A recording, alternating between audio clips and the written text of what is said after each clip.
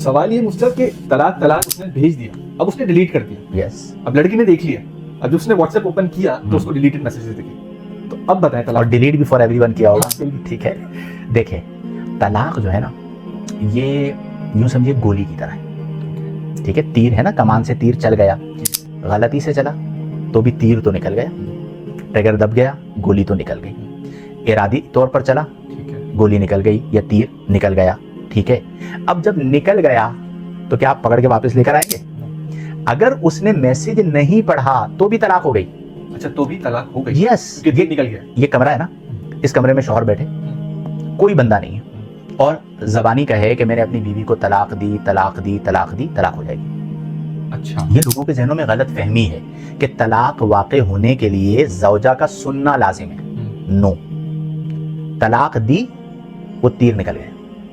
اسی لیے تو کہا گیا ہے کہ کچھ بھی ہو جائے لفظ طلاق اپنی زبان پہ مت لائیے, پھر بعد میں آپ روئیں گے, کہیں گے میرا ارادہ نہیں تھا, میں نے تو لکھ کے مٹا دیا تھا. یہ جو حق تھا وہ زبان سے نکل گیا, چونکہ یہ ظاہری چیز تو نہیں ہے نا, باطنی چیز ہے, ایک مطلب غیر مرئی معاہدہ ہے. ٹھیک ہے, تو وہ حق آپ کے پاس موجود تھا, وہ آپ نے نکالا تو اب وہ نکل گیا, وہ پھر آپ کے پاس واپس نہیں آئے گا.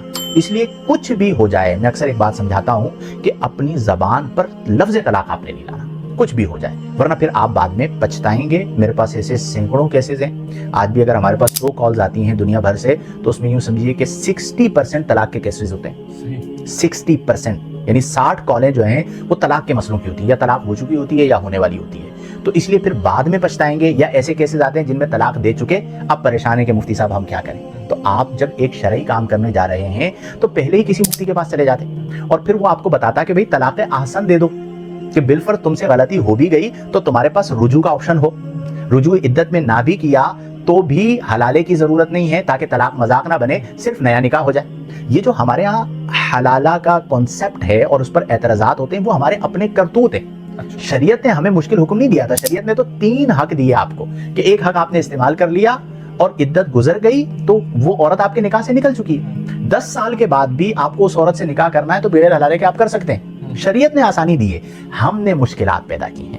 کہ وہ حق جو شریعت نے ہمیں عمر بھر کے لیے 3 حصوں میں دیا تھا, کہ ایک بار غلطی ہو جائے تو دوسرا آپشن, دوسری بار ہو جائے تو تیسرا آپشن, وہ تینوں فائر ہم نے ایک ہی بار میں کر لیے, پھر ہم روتے ہوئے آ گئے. تو غلطی تو آپ کی ہے نا, کہ آپ نے غلط طریقہ کار پر طلاق کیوں دی.